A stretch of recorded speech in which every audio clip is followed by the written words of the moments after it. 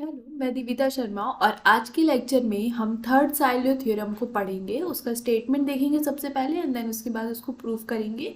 तो स्टार्ट करते with the statement. The number of p Sylow subgroups in G for a given prime p is of the form 1 plus k p.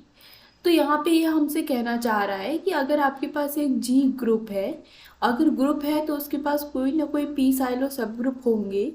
तो जो P Sylow सब group हैं उनकी counting कितनी होने वाली है इस ग्रुप के अंदर, वो आपको कौन बताने वाला है? ये थर्ड साइलो थ्योरम आपको यहाँ पे बताने वाला है। और वो होगी कितनी according to the third Sylow theorem? वो होने वाली है 1 प्लस के पी, इस फॉर्मेट में होने वाली है। तो ये आपको बताना है कि जो नंबर ऑफ पी साइलो सब ग्रुप है इन जी, वो आपको प्रूव करके बताना है वो कैसा है, 1 प्लस के पी फॉर्म का है ना। सबसे पहले हम समझ लेते हैं यहाँ साइलो ग्रुप क्या होते हैं। तो अगर आपके पास कोई भी ग्रुप है तो उसकी कुछ ना कुछ तो ऑर्डर होगी। हम यहाँ ले लेते हैं लेट द ऑर्डर बी 24। अगर कोई भी ऑर्डर है तो आप उसको प्राइम फैक्टराइज कर लेते हैं। तो हमने यहाँ इसको प्राइम फैक्टराइज कर लिया।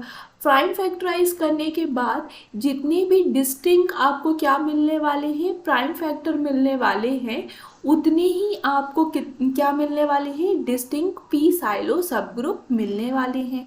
तो यहाँ पे आपको कितने डिस्टिंक्ट प्राइम फैक्टर मिल रहे हैं? 2 डिस्टिंक्ट प्राइम फैक्टर मिल रहे हैं, एक 2 और एक 3। तो यहाँ आपको 2 साइलो सब ग्रुप मिलेंगे, एक 2 साइलो सब ग्रुप मिलेगा, एक 3 साइलो सब ग्रुप मिलेगा। अब अगर मैं बात करती हूँ इनके ऑर्डर की, तो the order of p Sylow subgroup is 2 to the power 3 and the order of 3 Sylow subgroup is 3। तो अब ये हमने कहाँ से डिसाइड किया? तो यहाँ जो प्राइम फैक्टराइज करने के बाद 2 मतलब 2 की पावर में जो भी कुछ होगा that is the order of 2 silo सब ग्रुप, एंड यहाँ पे 3 की पावर में जो भी होगा that is the order of 3 Sylow सब ग्रुप। तो इस कारण से यहाँ 2 की पावर 3 विच इज 8 एंड यहाँ पे order of 3 Sylow subgroup is 3। तो ये बात आपको ध्यान रखनी है, कोई भी अगर पी साइलो सब ग्रुप है तो उसकी ऑर्डर हमेशा क्या होती है, P to the power n होती है, डिपेंडिंग कि प्राइम फैक्टराइजेशन में कितना आ रहा है। ठीक है ना। और p is one of the factor of order of G. ठीक है, तो ये बात आपको यहाँ समझ में आई। ये अगर समझ में आती है तो थ्योरम समझने में थोड़ा सा इजी हो जाता है। ठीक है, स्टार्ट करते हैं थ्योरम के प्रूफ के साथ। अब थ्योरम का प्रूफ बहुत मल्टी लेयर्स में स्प्लिटेड है, बहुत मल्टी लेयर में प्रूफ हो रहा है, तो ध्यान से समझेंगे इसको। तो सबसे पहले हम यहाँ पे लिख लेते हैं कि जो हमको गिवन है, let capital P B uh P Sylow subgroups of group जी। तो आपके पास एक ग्रुप है जो कि जी है, जिसके बहुत सारे एक या एक से ज़्यादा साइलो सब ग्रुप्स बनेंगे, जिसको हमने कैपिटल पी से डिनोट किया है। अभी हमने एग्जांपल में ऑब्जर्व किया the order of that p Sylow subgroup is something p to the power n. तो इन जनरल हमने यहाँ ले लिया है where n is some natural number, तो n set of a natural number से बिलोंग कर रहा है, ये ले लिया। तो the first step of the theorem या proof of a theorem is decompose the group G into double coset of P and P। तो P एंड P के डबल कोसेट में हम क्या कर रहे हैं, G को क्या कर रहे हैं, डिकम्पोज कर रहे हैं। तो by the property of coset ऐसा हम कर सकते हैं, और इस कारण से जो G है it's a union of PXP। Now PXP is what, PXP is a double coset. तो डबल कोसेट की क्या डेफिनेशन होती है वो देख लेते हैं। तो double coset of A and B is denoted by AXB. It is basically a set of AXB where A belongs to capital A, B belongs to capital B, and for every X belongs to G। ठीक है, यहाँ पे एक condition और है कि ये जो A and B हैं are the subgroup of G. ठीक है, तो ये अगर ऐसा कुछ होता है तो यहाँ पे ये डबल कोसेट की डेफिनेशन है। और डबल कोसेट की डेफिनेशन है और कोसेट आर डिसजॉइंट और आइडेंटिकल, तो इस कारण से हम यहाँ पे लिख सकते हैं the order of ji is the summation of order of this double coset P x P. ठीक है, यहाँ तक की स्टोरी समझ में आई, यहाँ तक का डन। ठीक है, अब हमको what is now the individual the order of p x P, तो इनका समेशन करेंगे तो ऑर्डर ऑफ जी मिल जाएगा, but individually the order of p x p है क्या, ये समझ लेते हैं। तो the order of p x p is the order of p का whole square divided by the order of p intersection x P x inverse.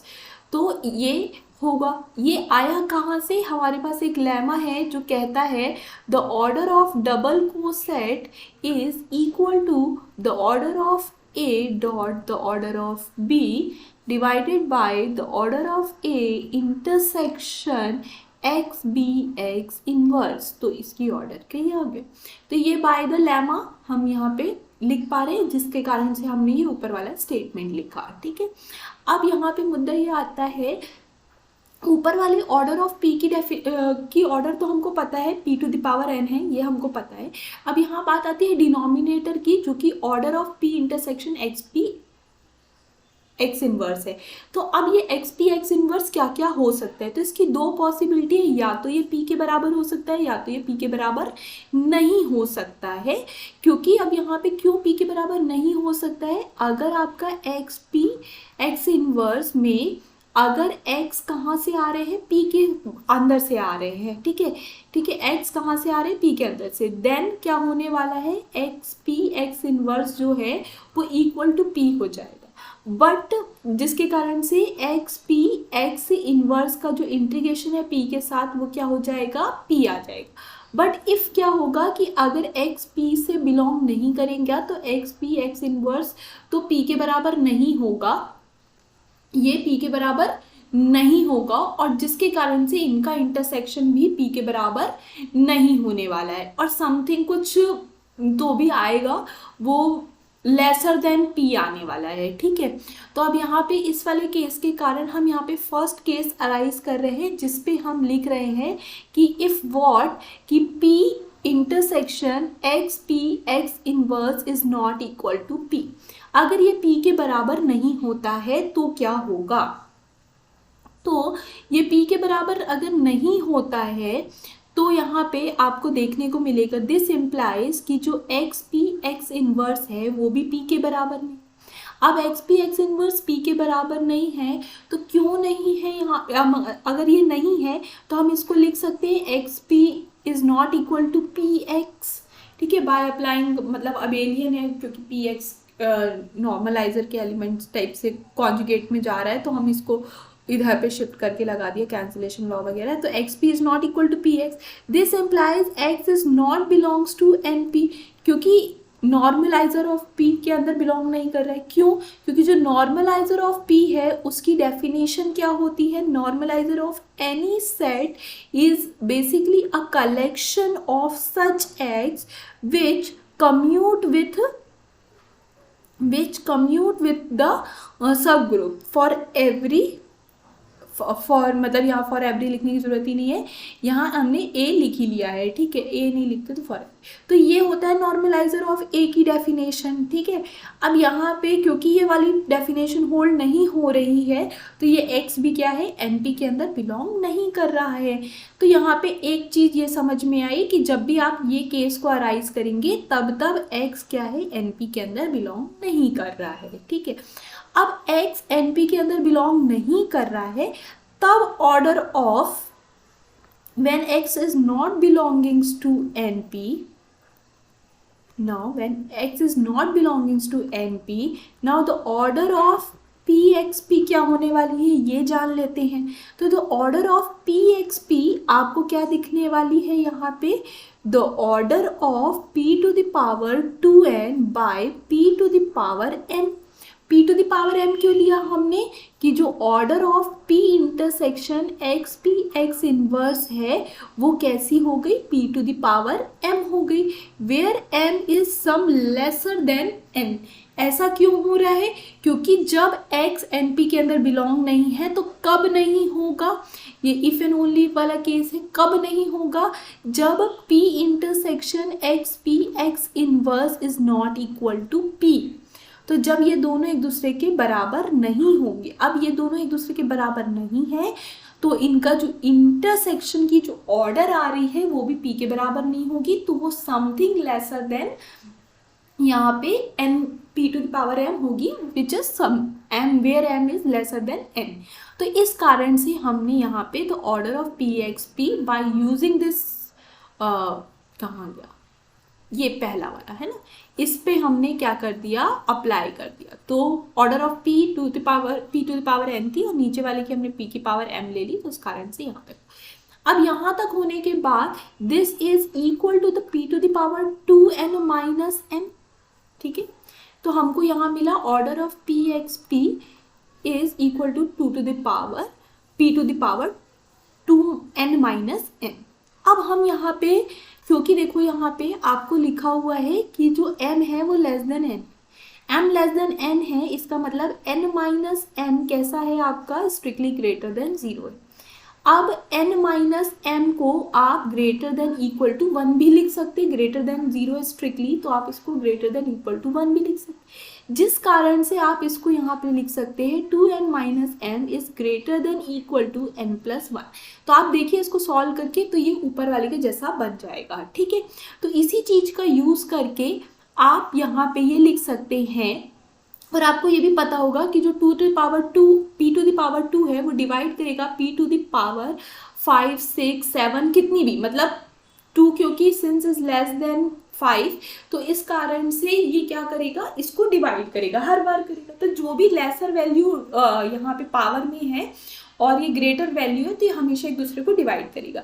तो bye using this अब हम यहाँ पे लिखेंगे since 2m minus n is greater than equal to n plus 1, ये हमने यहाँ पे निकाल के देख लिया क्यों, ठीक है। This implies p to the power n plus 1 divides p to the power 2n minus m, which says जो p to the power n plus 1 है वो डिवाइड करेगी order of p x p को। यहाँ तक हम पहुँच गए, order of p x p को क्या कर रही है, डिवाइड कर रही है।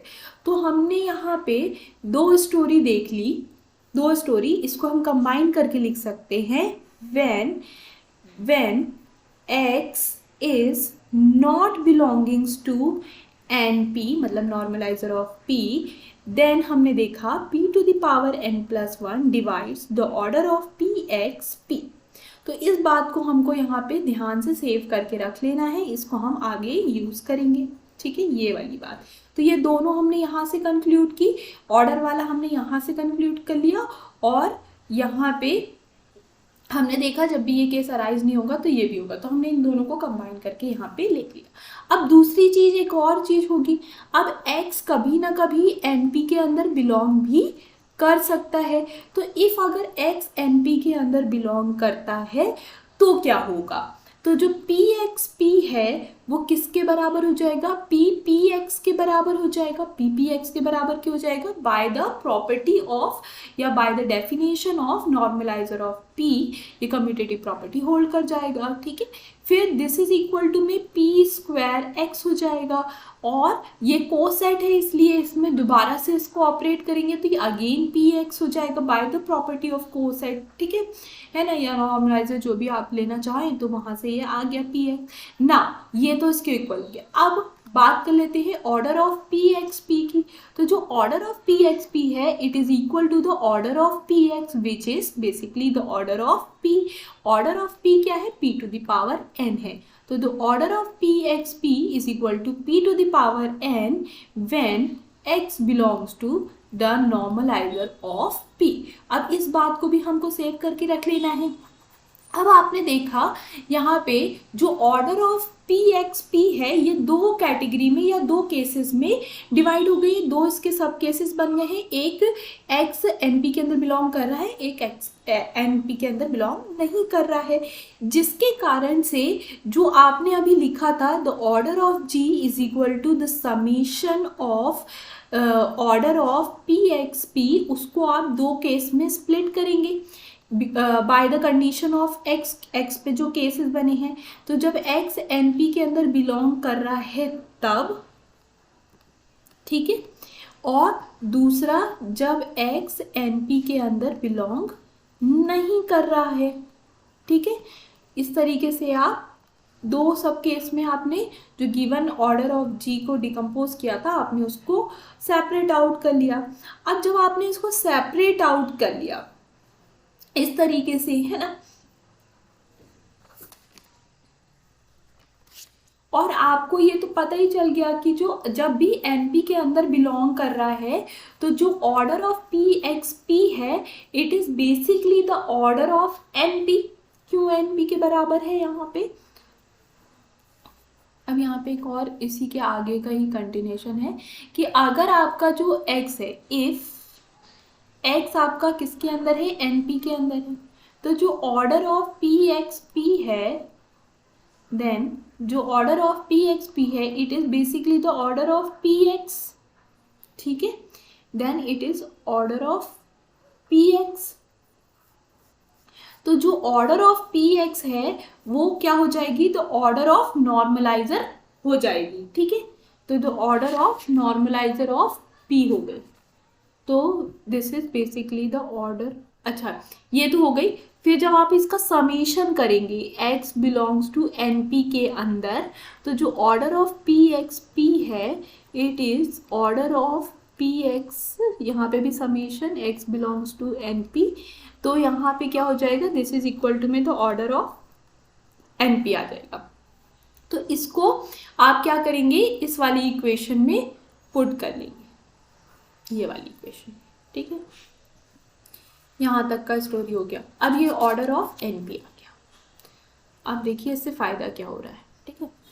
ये order of ji is equal to में order of N p plus summation x not belongs to N p order of p x P, ठीक है। अब क्या करिए, आप इसको क्या कर लीजिए, ऑर्डर ऑफ एन पी से डिवाइड कर लीजिए पूरी इक्वेशन को। तो आप order of g by order of N p is equal to 1 plus summation x does not belongs to N p order of p x p by order of N p तक पहुंच जाएंगे। अब देखिए इससे फ़ायदा क्या हो रहा है, ऐसा करने से हमको फ़ायदा क्या हो रहा है, मतलब ये हम बार बार इसी इक्वेशन को क्यों रीअरेंज करें, क्योंकि हमारे पास एक थ्योरम है जो स्टेट करता है कि नंबर ऑफ पी साइलो, जो कि हमको निकालना है, the number of p Sylow subgroups of G is equal to the order of G by the order of NP, where जो कैपिटल P है वो क्या है, P सब ग्रुप को ही डिनोट कर रहा है, ठीक है। तो ये हमारे पास एक थ्योरम है जो हमसे कहता है कि जो नंबर ऑफ पी साइलो सब ग्रुप है वो इसके बराबर है। इस कारण इसी चीज को मतलब करने के लिए, क्योंकि हमको क्या निकालना है, नंबर ऑफ पी साइलो सब ग्रुप निकालना है, तो इस कारण से हम LHS को इसके बराबर दिखा रहे थे, जिसके कारण से LHS हमारा क्या हो जाएगा, नंबर ऑफ पी साइलो सब ग्रुप हो जाएगा, ठीक है।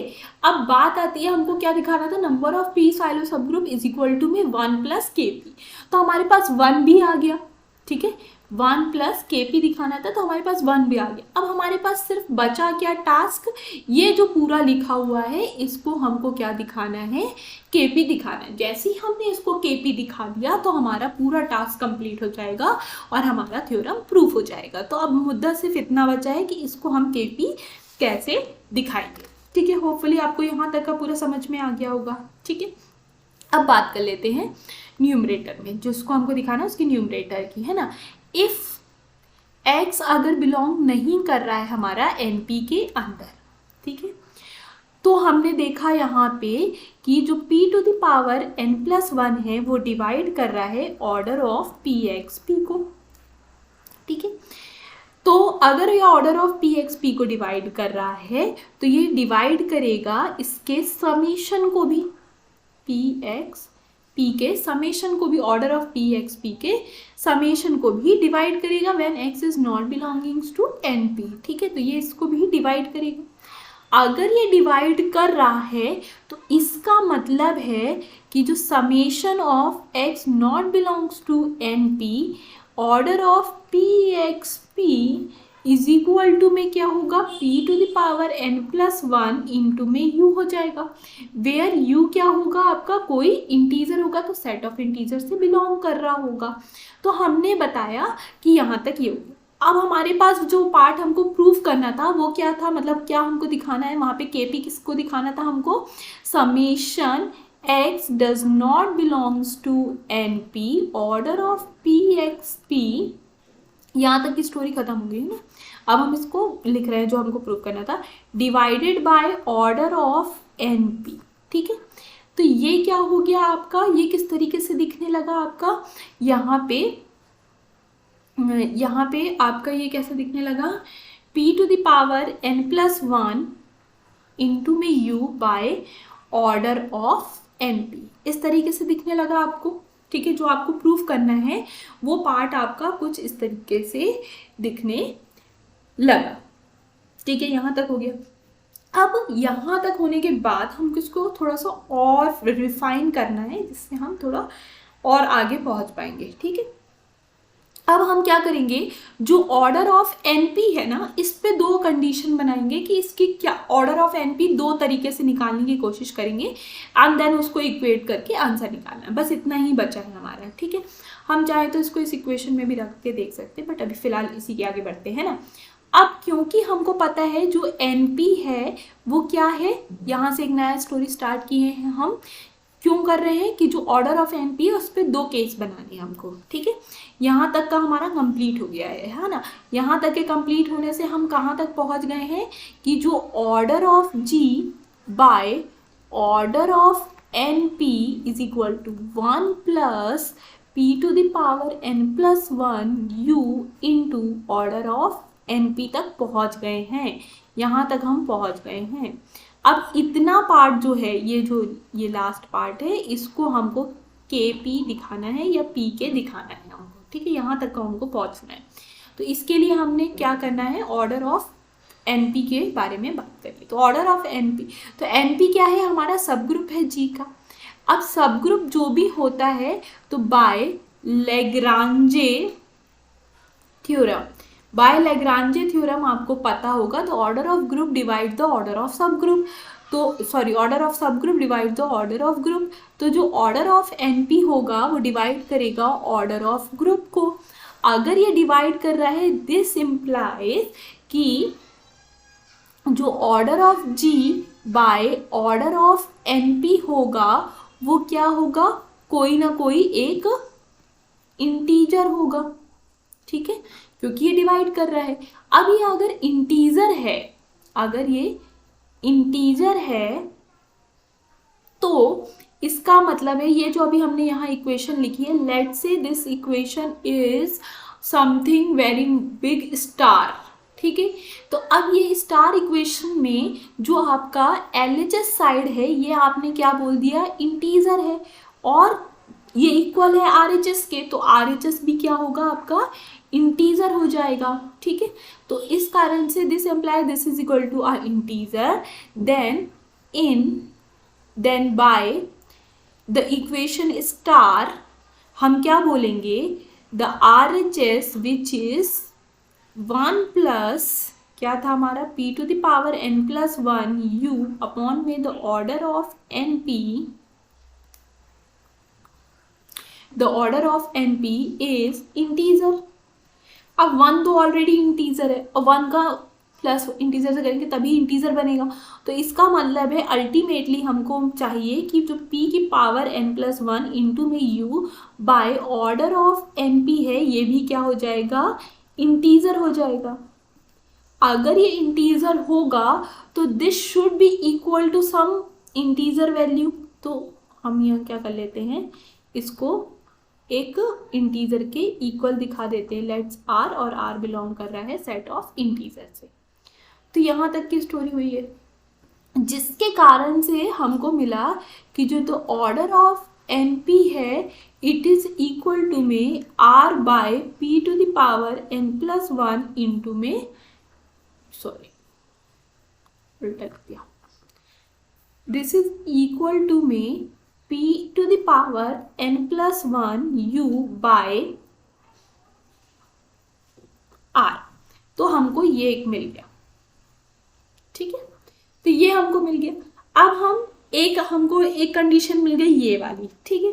अब हम दूसरी कंडीशन निकालते हैं ऑर्डर ऑफ np में, ठीक है। एक तरीके से हमने ये सोच लिया, let's say this will be the Roman 1 equation. अब सेकंड, अब हमको पता है कि जो p है वो क्या है, सब ग्रुप है np का, ठीक है। अगेन दोबारा से एक और कोई दूसरी कहानी कर रहे हैं, तो p है वो np का सब ग्रुप है। तो अगेन बाय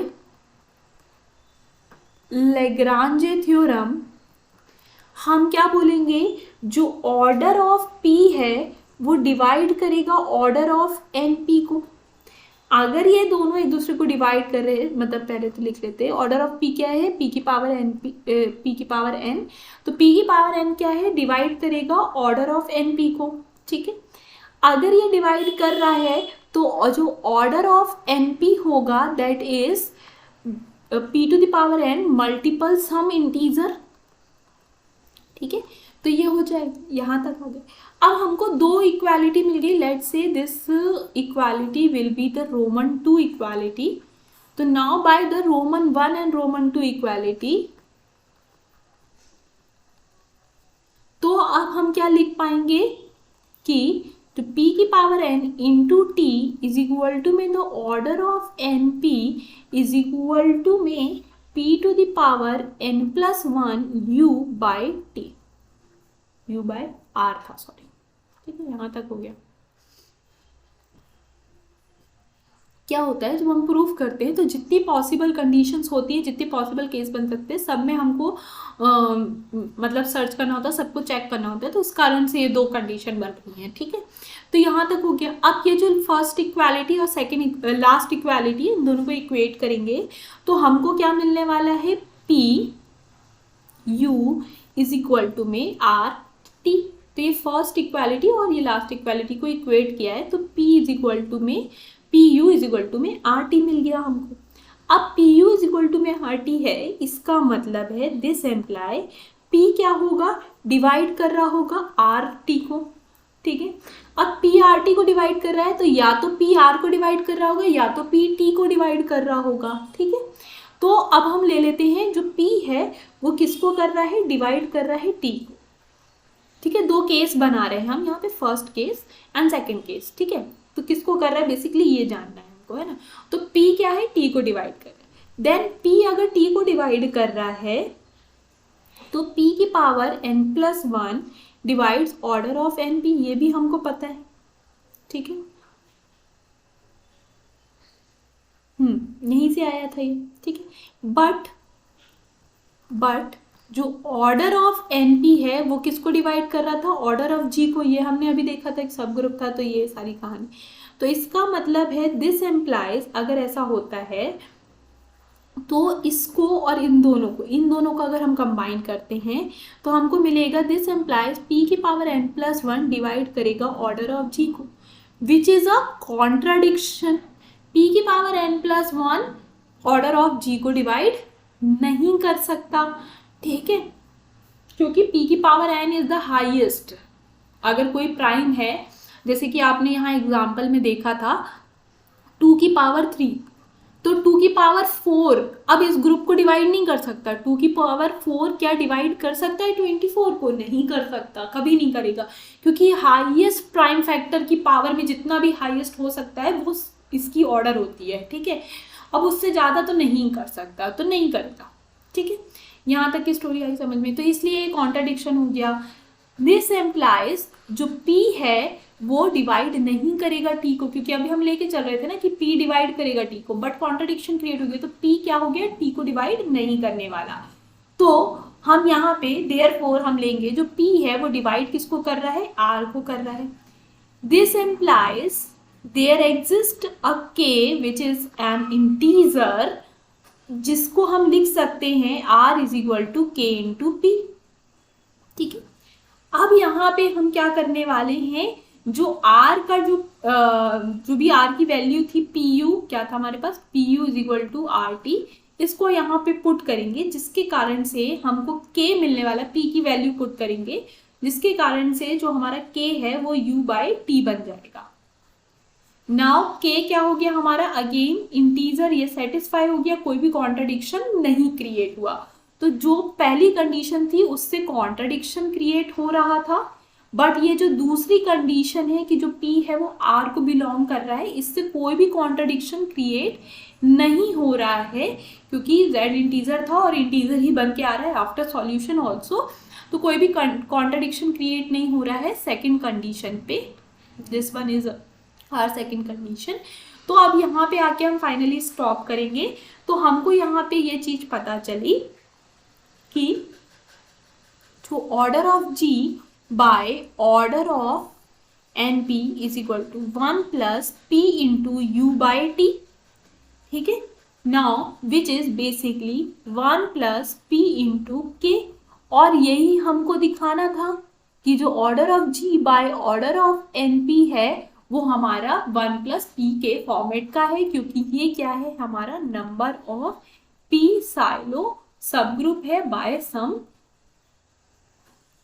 थ्योरम, ठीक है। तो हमारा यहाँ पे थ्योरम एंड हो जाता है। फाइनली हमने सारी चीजें समझ ली है और बहुत डीपली समझ ली है। मैंने पूरी कोशिश की है कि कुछ भी क्लमजी ना हो और आपको कुछ भी ऐसा समझ में ना आए, स्टेप बाय स्टेप समझाने की कोशिश की है। तो सबसे पहला पॉइंट है यहाँ पे हमारा कि हमको उसको पी साइलो सब ग्रुप की काउंटिंग बतानी है।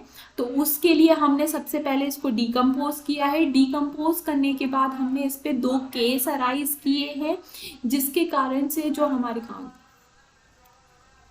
देखिए यहाँ पे हमने पहले ये वाला केस अराइज किया था, ठीक है, जिसपे हमने ऑर्डर ऑफ पी फाइंड करने की कोशिश की, ठीक है। फिर इसके बाद हमने जब x हमारा किसके अंदर बिलोंग कर गया है, NP के अंदर बिलोंग कर रहा है, तब हमने ऑर्डर ऑफ P को निकालने की कोशिश की, जिसके कारण से हमको यहाँ 2 सब केस मिल गए, 2 तरीके से स्प्लिट हो गया ऑर्डर ऑफ G का जो समेशन था।